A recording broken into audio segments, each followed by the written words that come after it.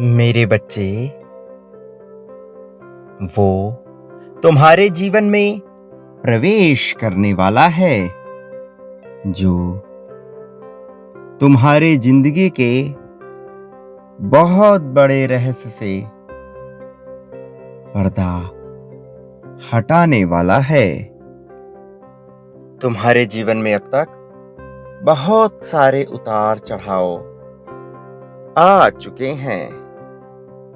अपनी उम्र से कहीं ज्यादा बड़े अनुभव देखे हैं तुमने।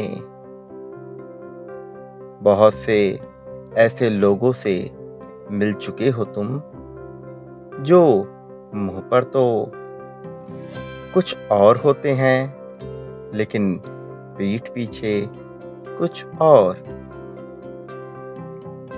तुम्हारे जीवन में इस प्रकार के लोग बहुत ज्यादा रहे हैं और दुर्भाग्य की बात ये रही है कि तुमने इन प्रकार के लोगों पर बहुत ज्यादा भरोसा किया है और उन लोगों ने तुम्हें बहुत धोखे दिए हैं। तुम स्वयं भी अंदर से कुछ और हो मेरे बच्चे, लेकिन बाहर से तुम्हें स्वयं को कुछ और ही दिखाना पड़ता है। लेकिन तुम में और दूसरों में एक बहुत बड़ा अंतर ये है कि तुम ये दूसरा चेहरा समाज में बने रहने के लिए रखते हो, जबकि अन्य लोग दूसरों से लाभ उठाने के लिए दो चेहरे अपनाते हैं। मेरे बच्चे, मैं जानता हूं कि तुम कई बार समाज में अपने आप को स्थापित नहीं कर पाते। बहुत से लोगों के बीच जाकर तुम्हें अच्छा नहीं लगता। बहुत से ऐसे तुम्हारे रिश्तेदार हैं जिनके बीच बैठकर तुम्हें आरामदायक महसूस नहीं होता, जिनके बीच तुम सहज महसूस नहीं कर पाते, जिनसे तुम्हारे मन में कुंठा भरती चली जाती है। इसी प्रकार समाज में भी बहुत से ऐसे लोग मौजूद हैं जिनके साथ तुम सहजतापूर्वक नहीं रह पाते हो और उस तत्कालिक क्षण में तुम्हें अपने वास्तविक चेहरे पर एक मुखौटा ओढ़ना होता है। ये मुखौटा मुस्कान का होता है। ये मुखौटा तुम्हारे वास्तविक स्वरूप से भिन्न होता है। वहाँ जो तुम होते हो तुम्हें इसके विपरीत अपने आप को दिखाना पड़ता है। कई बार उनकी कही हुई बात तुम्हें चुभती हैं, तुम्हें दर्द पहुंचाती हैं, तुम्हें दुख पहुंचाती हैं, लेकिन इसके बावजूद तुम हंसकर उनका सामना करते हो। तुम उनसे लड़ने नहीं जाते, तुम उनका विरोध नहीं करने जाते। कई बार इसका कारण ये होता है कि तुम उनसे डरते हो और कई बार इसका कारण ये होता है कि तुम नहीं चाहते कि तुम किसी तरह के विवाद में पड़ो। मेरे बच्चे, तुम्हारे भीतर ये जो दो चेहरे बसे हैं, ये समाज में स्वयं को स्थापित करने के लिए ही हैं। लेकिन जो अन्य लोग इस प्रकार के 2, 3, दसों चेहरे धारण किए हैं, उसका कारण ये नहीं है कि वो केवल समाज में स्वयं को स्थापित करना चाहते हैं, बल्कि दूसरों से लाभ लेने के लिए, कभी किसी के पद का लाभ लेने के लिए तो किसी के धन का लाभ लेने के लिए, विभिन्न प्रकार के लाभ के लिए लोग विभिन्न प्रकार के चेहरे अपनाए हुए हैं। तुम उनसे बेहतर हो, उनसे अलग हो, क्योंकि तुम्हारा उद्देश्य लाभ कमाना नहीं है, बल्कि तुम्हारा उद्देश्य स्वयं को गलत ना साबित करना है, स्वयं को अहंकारी ना दिखाना है। तुम्हारे प्रारब्ध और उनके प्रारब्ध में अंतर है। लेकिन मेरे बच्चे, इस प्रकार की क्रियाएं करने से तुम कहीं ना कहीं भीतर से स्वयं को कमजोर महसूस करते हो। तुम वो नहीं रह पाते जो तुम वास्तविक हो, जबकि वास्तव में तुम ऐसा जीवन जीना चाहते हो जहां तुम अपने वास्तविक स्वरूप को निखार सको, जहां तुम अपने वास्तविक स्वरूप को दिखा सको। लेकिन आर्थिक संपन्नता की कमी की वजह से, सामाजिक संपन्नता की कमी की वजह से तुम्हें ये मुखौटा धारण करना पड़ता है और तुम एक प्रकार के बंधन में बंधते चले जाते हो, जबकि तुम्हारी वास्तविकता इससे अलग है। मैं जानता हूं तुम एक ऐसा समाज चाहते हो जहां तुम खुलकर जी सको, जहां तुम्हें किसी को कुछ साबित ना करना हो, जहां तुम्हें किसी बात का भय ना हो, जहां तुम्हें झूठ का मुखौटा धारण करके जीवन ना जीना हो। मैं समझता हूं तुम्हारे मन की दुविधा को। कई बार अपने परिवार वालों के बीच, यहाँ तक कि अपने साथी से भी तुम्हें मुखौटा ओढ़कर बात करना होता है। तुम्हारा साथी भी तुम्हारी कई बातों को समझ नहीं पाता। तुम जिस भाव में जो बात कहना चाहते हो वो उसके विपरीत समझ लेता है। वो नहीं जान पाता कि तुम्हारे दिल में क्या है, इसलिए तुम्हें वो मुखौटा धारण करना पड़ता है। मैं समझता हूँ मेरे बच्चे कि तुम्हारे भीतर प्रेम है, लेकिन तुम उसे जाहिर नहीं कर पाते और इस प्रेम को दिखाने के लिए भी तुम्हें उस दूसरे चेहरे को ओढ़ना पड़ता है, जबकि वो तुम्हारी वास्तविकता नहीं है। लेकिन मेरे बच्चे, अब मैं तुम्हारे जीवन में एक ऐसे व्यक्ति का प्रवेश कराने वाला हूँ जो तुम्हें स्वतंत्र होकर जीने में मदद करेगा, जो तुम्हें ये सिखाएगा कि कैसे तुम बिना डरे हुए खुलकर अपना जीवन जी सकते हो, कि कैसे तुम बिना डरे हुए खुलकर लोगों के समक्ष अपनी बात रख सकते हो। वो तुम्हें आर्थिक संपन्नता दिलाने में मदद कराएगा, क्योंकि जब तुम्हारे जीवन में आर्थिक संपन्नता आएगी, तुम्हारे जीवन में धन की बढ़ोतरी होगी, जब तुम्हारे पास शक्ति आएगी, जब तुम्हारे पास आर्थिक रूप से समृद्धि आएगी, तब तुम खुलकर अपना जीवन जी पाओगे। तब तुम बिना डरे अपना जीवन जी पाओगे। क्यों? क्योंकि तुम्हारे भीतर तब आत्मविश्वास बढ़ता जाएगा। तुम्हारे अंदर से वो आवाज आएगी कि तुम निडर होकर जीवन जी सको, जो तुम करना चाहते हो उसे कर सको। तुम्हारी स्वतंत्रता के लिए तुम्हारी आर्थिक संपन्नता सीधे जिम्मेदार है, इसलिए तुम्हें हर हाल में आर्थिक रूप से संपन्न होना ही होगा। इसलिए तुम्हें हर हाल में आर्थिक समृद्धि प्राप्त करनी ही होगी, और तब तुम अपने प्रेम को जाहिर भी कर पाओगे, और तब तुम वो जो चाहते हो वो कर पाओगे, क्योंकि जब तुम जो चाहते हो वो कर पाओगे तभी तुम अपने प्रेम को दिखा पाओगे। तुम जानते हो ना, प्रेम जाहिर करने के लिए भी धन की आवश्यकता पड़ ही जाती है। कई बार तुम अपने साथी के लिए जो करना चाहते हो उसमें धन का अभाव एक बहुत बड़ा कारण बन जाता है तुम्हारे ना करने के पीछे, क्योंकि जब तुम्हारे पास धन होगा तो तुम बहुत से भौतिक संसाधन, जो उच्च कोटि के भौतिक संसाधन हैं, उनका प्रयोग करके अपने प्रेम को दर्शा पाओगे। मेरे बच्चे, प्रेम में भी धन की आवश्यकता होती है, और सच्चे प्रेम में भी धन की आवश्यकता पड़ ही जाती है। बिना धन के भी प्रेम दर्शाया जा सकता है, लेकिन यदि धन मौजूद हो तो प्रेम को बहुत बेहतर तरीके से प्रदर्शित किया जा सकता है और प्रेम भी कहीं न कहीं प्रदर्शन मांग ही लेता है। मेरे बच्चे, मैं जानता हूँ तुम्हारे भीतर प्रेम, करुणा बसी हुई है, लेकिन तुम्हारे साथी को इसका पूरा आभास नहीं है और इसका पूर्ण आभास उसे तभी होगा जब तुम अपने प्रेम को समुचित रूप से दर्शा पाओगे।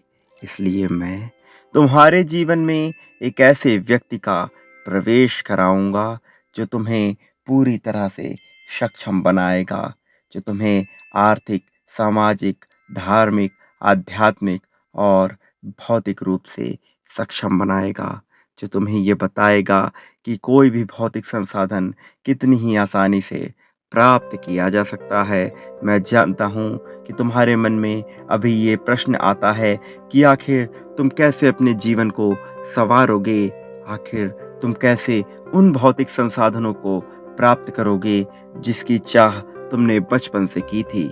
लेकिन जब वो व्यक्ति तुम्हारे जीवन में आ जाएगा, तब तुम्हारे लिए सारे मार्ग बनते चले जाएंगे, क्योंकि तुम में साहस है। बस थोड़े आत्मविश्वास की आवश्यकता है तुम्हें। वो तुम्हारे भीतर आत्मविश्वास को प्रवाहित कर देगा, इतना आत्मविश्वास कि तुम हर चीज में जीतते चले जाओगे। तुम पराजय, हार का कभी मुख नहीं देखोगे। वो व्यक्ति तुम्हें पूरी तरह से सक्षम बनाएगा। वो जल्द ही तुम्हारे जीवन में आने वाला है। आने वाले अगले 15 दिन तुम्हारे लिए बहुत महत्वपूर्ण होने वाले हैं। इन 15 दिन के बाद तुम्हारी किस्मत पूरी तरह से बदलने वाली है। तुम्हारा जीवन एक नया मोड़ लेने वाला है। बहुत से ऐसे लोग जो छूट गए थे वो तुमसे आकर मिलेंगे और बहुत से ऐसे लोग जो तुम्हारे जीवन में नकारात्मकता भरते चले जा रहे हैं, जो तुम्हारे जीवन को नर्क बनाने से पीछे नहीं हटते हैं, उन्हें मैं तुम्हारे जीवन से दूर कर रहा हूँ, इतनी दूर कि तुम्हारा उनसे कभी कोई सामना हो ही ना पाए। मेरे बच्चे, वो जब सुनेंगे तो केवल यही सुनेंगे कि तुम्हारी प्रगति हो रही है। उनके भीतर से ज्वालामुखी फूट पड़ेगा। ये जलन का, ईर्ष्या का, द्वेष का ज्वालामुखी होगा जो उनके भीतर से फूटेगा, क्योंकि तुम्हारी प्रगति इस कदर होने लगेगी। और ऐसा नहीं है कि कोई भी ये चाहता है कि उनके भीतर जलन उत्पन्न हो, ना ही तुम, ना ही मैं, ना ही ये समस्त सृष्टिवासी। लेकिन उनका वास्तविक स्वभाव ही जलन, ईर्ष्या, द्वेष का है। इसलिए तुम्हारे शत्रुओं के भीतर ये भावना अवश्य उत्पन्न होगी। मैं उनका भी बचाव करना चाहता हूँ, लेकिन मेरी प्रथम प्राथमिकता तुम हो मेरे बच्चे। इसलिए मैं सर्वप्रथम तुम्हें विजय दिलाऊंगा। मैं उनके कर्मों को भी सही करना चाहता हूँ। मैं चाहता हूँ कि उनका भविष्य संवर जाए, लेकिन ये उनके कर्म ही तय करेंगे कि उनका भविष्य संवरेगा या बिखरेगा। फिलहाल वो गर्त में जा रहे हैं और तुम उठते जाओगे, क्योंकि तुम्हारे कर्म समुचित हैं, तुम्हारे कर्म सटीक हैं।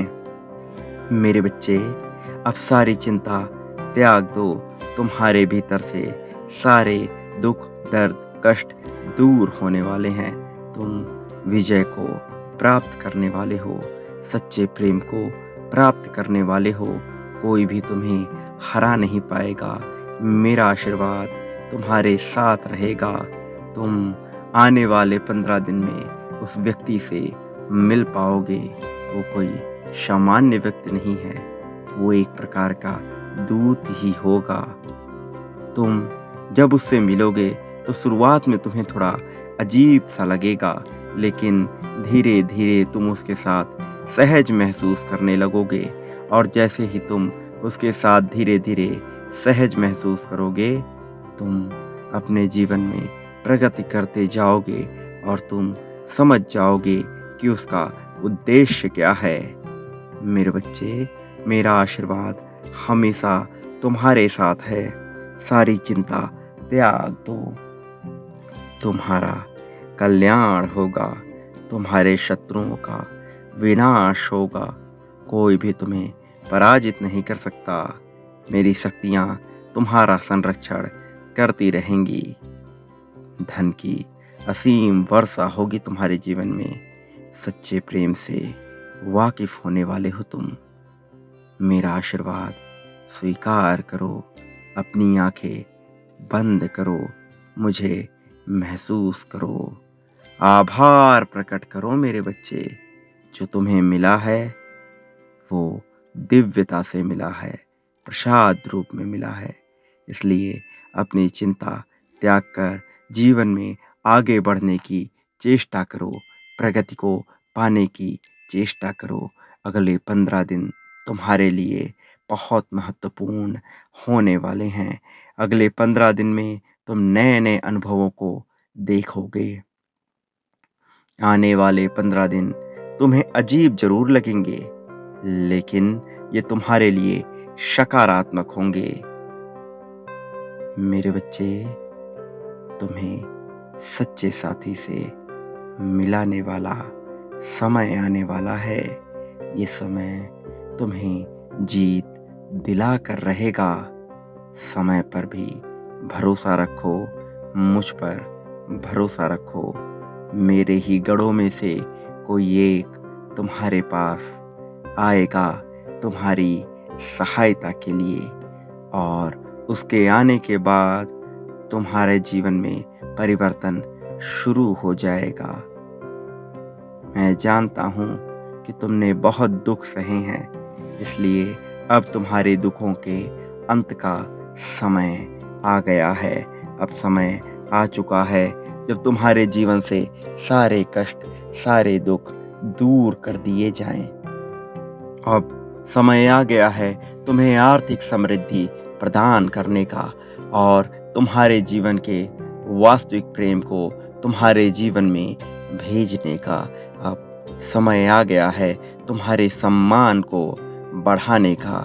यही वो उचित समय है जब तुम्हें अपना आत्मज्ञान होगा, जब तुम्हें आत्मबोध होगा, जब तुम ये जान पाओगे कि तुम्हारे जीवन का वास्तविक अर्थ क्या है, तुम इस धरा पर क्यों मौजूद हो। मेरे बच्चे, तुम्हारा समय आ चुका है। सारी चिंता त्याग दो। जो छूट गया उसे भूल जाओ और आने वाले कल का बाहें फैलाकर स्वागत करो। तुम्हारा व्यक्तित्व तुम्हारे भावों पर निर्भर करता है, इस बात को भूलना मत। तुम जैसे भाव में रहोगे, उसी प्रकार तुम्हारे व्यक्तित्व का निर्माण होता चला जाएगा। अब तुम उम्मीद करो, आशा करो और कल्पना करो उस व्यक्ति के आने की, क्योंकि उसके आते ही तुम सारी चिंता को छोड़ने वाले हो। तुम नए जीवन में प्रवेश करने वाले हो, अपने नए संस्करण को प्राप्त करने वाले हो। मेरा आशीर्वाद स्वीकार करो। तुम्हारा कल्याण हो। तुम्हारी प्रगति का समय है। अपनी प्रगति को स्वीकार करो। मेरे आने वाले संदेशों की प्रतीक्षा करना। मैं आऊँगा तुम्हें मार्ग दिखाने। मेरे संकेतों को स्वीकार करना। मेरे गढ़ों में से उस दूत को पहचानने की कोशिश करना जो तुम्हारी सहायता के लिए भेजा गया है। मेरा आशीर्वाद हमेशा हमेशा तुम्हारे साथ है। तुम्हें सदैव संरक्षण मिलता रहेगा। तुम सदैव निगरानी में हो। तुम्हारा कल्याण हो रहा है। स्वीकार करते जाओ।